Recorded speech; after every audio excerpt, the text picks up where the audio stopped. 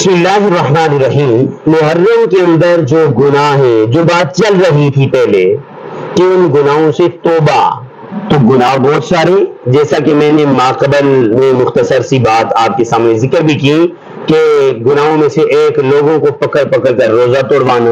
اسی طرح ایسی مجالس میں جانا جن مجالس میں عموماً صحابہ کرام کی توہین ہوتی ہے، جو لوگ عموماً صحابہ کرام کی توہین کرتے تھے، کرتے ہیں اور کر رہے ہیں، ان کا سلسلہ یہ جاری ہے۔ ایسی مجالس میں جانا اور ان کی زیادتی کا حصہ بننا یہ بہت بڑا گناہ ہے۔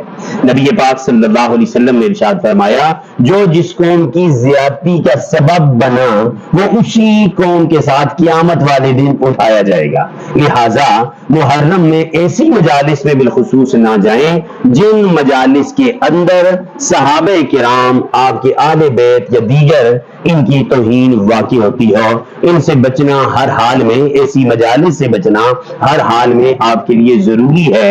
اور اگر کوئی ایسی مجالس میں گیا ہو یا اس انداز کی چیزیں کھائی ہوں یا اس انداز سے چیزیں پی ہوں جو کہ محرم کے حوالے سے خاص محرم میں دی جاتی ہیں، تو وہ حضرات توبہ کریں، رب تعالیٰ یقیناً توبہ کو قبول فرمائیں گے اور آپ کی توبہ قبول ہو۔ یہ بہت بڑا گناہ ہے، اس سے توبہ بھی کریں اور دوسروں کو بھی بچائیں۔